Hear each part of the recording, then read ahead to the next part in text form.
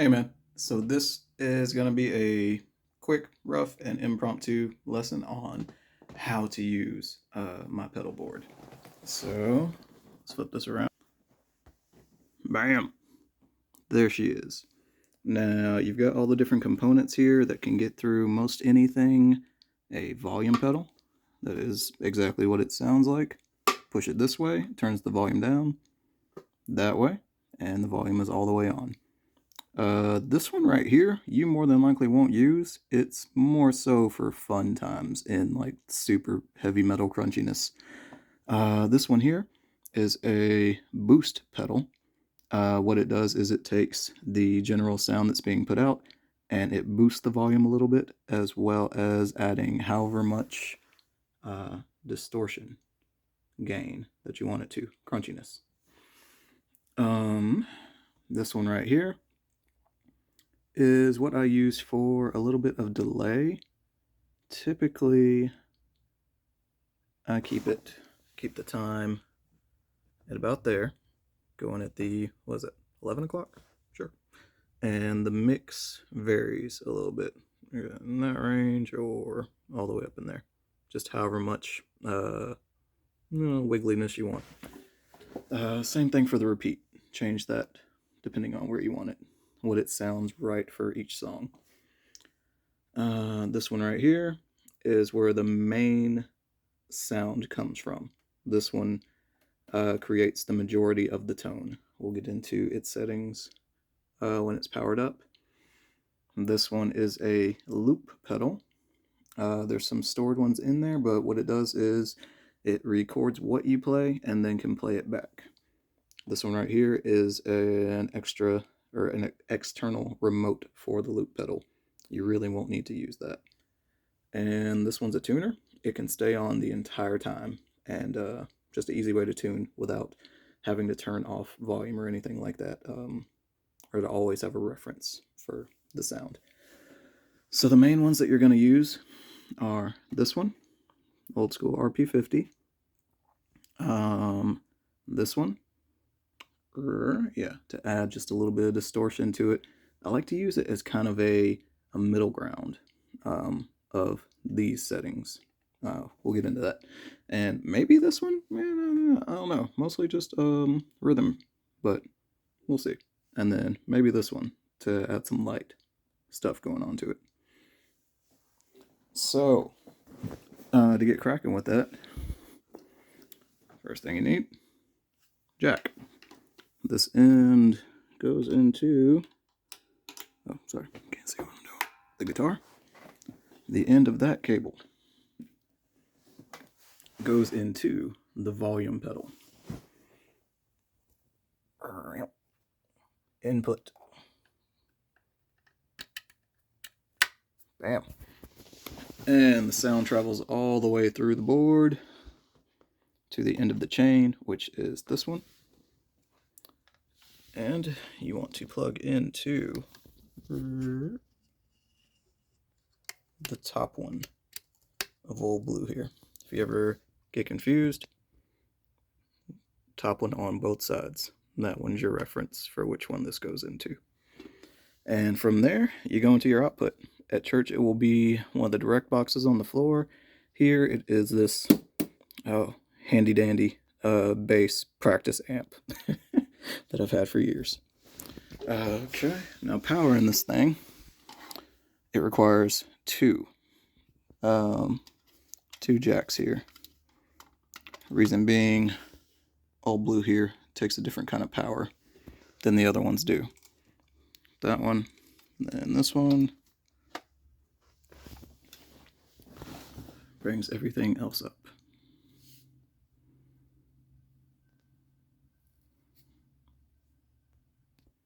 Now, once you're powered on, got the guitar on you. First thing you probably want to do, make sure the volume is down. Click on your tuner and get tuned up. Alright, got everybody tuned all the way up. We're good to go. Give some power to the amp. Now you hear Oh, maybe. I don't know what you can hear. You might hear all that buzzing that's coming from the amp. Reason being is that this also sets your bass volume level. Right here. These two buttons.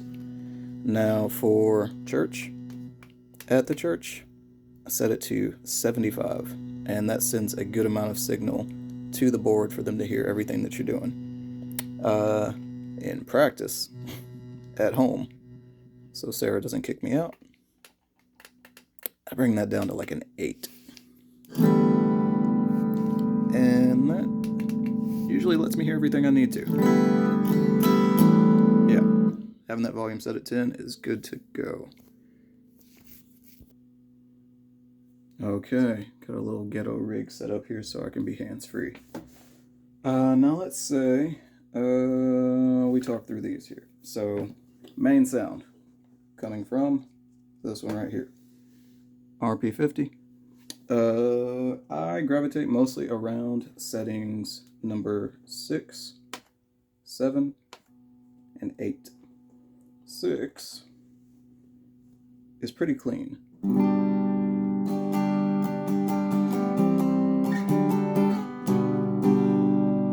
7 takes that, adds a little crunch to it.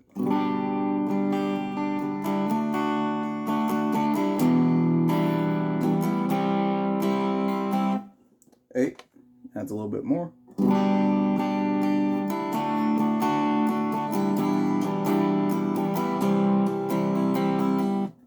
Now, what I was saying before with this one, the boost pedal, is that I like to use it as an in-between for those. Say I want 7 with a little bit distortion, but like a tiny bit more distortion, but not quite as much as like 8 or 9.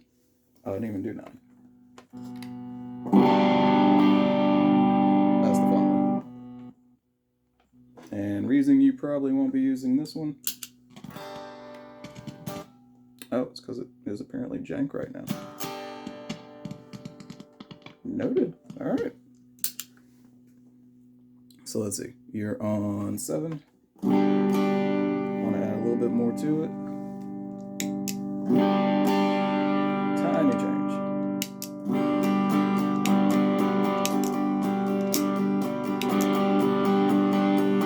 Add a little bit more to it.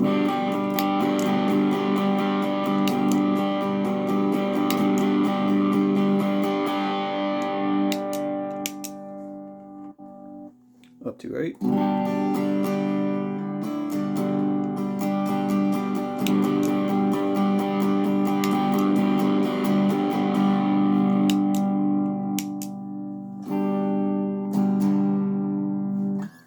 There you go. Now you can change the gain settings. Say the gain setting for that one is this knob right here in the top left.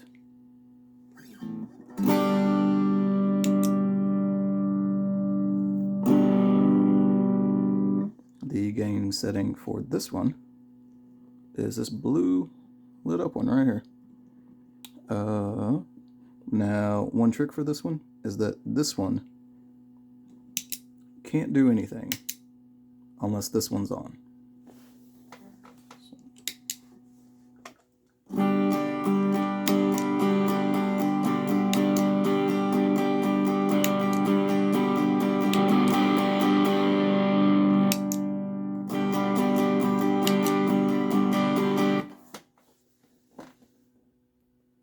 Now, if you want to add a little delay to what you're doing, you want to incorporate yellow here. Donner Eternal Bind.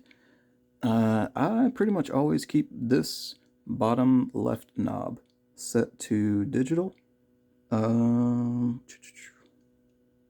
that's about it to it. That's what you heard earlier, but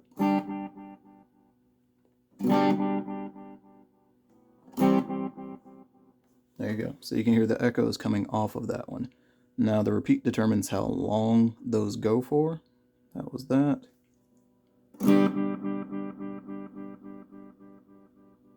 And you hear the further you turn it to the right, the longer those last. You don't want them too long because then they start to really bleed into your chord changes and that can end up sounding gnarly. Time, that determines how quickly they repeat after one another.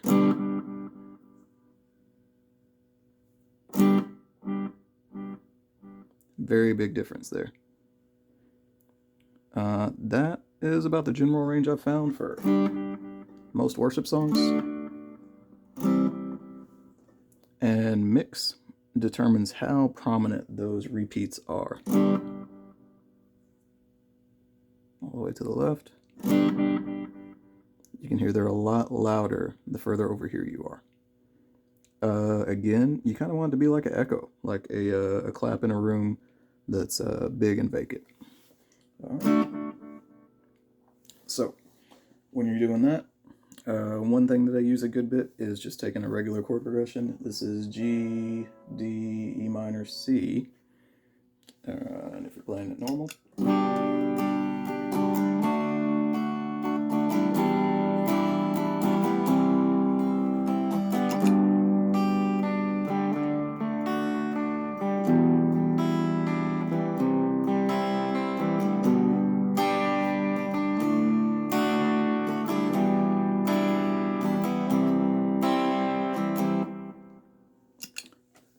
A good general practice to remember is that once you add distortion to something, you probably want to do less than what you were just doing. Acoustic, you can strum all 6 strings and it won't sound bad. With distortion, it starts to get a little muddied. And even more so when you add delay to it. The more you do, the more you have repeating, the more distortion is building up upon itself, the more repeats are building up upon themselves. It really becomes a practice of the more you have the board doing, the less or you do on guitar, or the more selective you are with what you do on the guitar. Got this one working now so you can hear it. Yeah, not really a great tone for worship music, but like great for metal stuff. The other one, actually, let's go here first. Volume pedal, pretty much only good when used with the delay. I'm going to turn the mix up, going to turn the repeat a little longer. Let's take that same progression, G, D, E minor, C. Start it with, if the toe of your foot is all the way up, then your volume is all the way down. I can strum, and you're not going to hear anything except for the actual guitar until you put your foot down. And it is a volume of degrees, like if I'm halfway, you hear half the sound, all the way, all the sound. So how to use that? What you want to do is strum your chord while the volume is all the way off and bring it up like your foot is the crescendo master and decrescendo as well. So we go.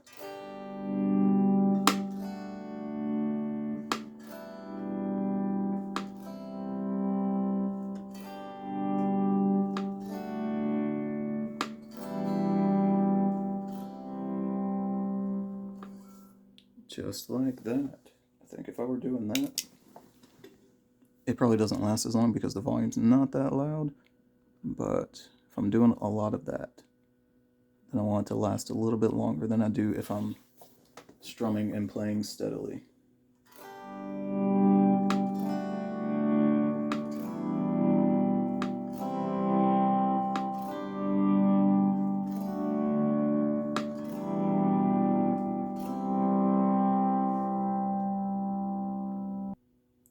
Okay, you shouldn't have to, but if you decide to get into the loop pedal, you've got this remote control right here. As you can see, if I tap down, it counts down on that. If you see any flashing lights happening, it means I already have something recorded on that setting. Tap up, counts up. To get it to play, you switch over to this. You press down this pedal. This knob right here on the left-hand side determines how loud your loop is. Here, I would turn it down to like a quarter or even less. In the church, I would bring it up to about medium. This one controls a drum beat, a MIDI drum beat that happens automatically. I keep that turned all the way down so it doesn't come through the loop. What's happening? Or if you want to hear, all you gotta do is kick it, and it starts playing whatever is stored in there. Okay. Look, ma, no hands. If you want to stop that one, then you've got this option over here to click the button that just says mode, and that stops it in its tracks. Okay, man, I think that's everything you need to know on here. Obviously, there's a ton more that you can do with it, but that's mostly enough to get you through most any set that we're gonna do, or that you're probably gonna do like in any venue for the most part. Yeah. Any questions, man? Holler. I'm an open book. I'll help you through whatever I can, man. Appreciate it. Love you, bro.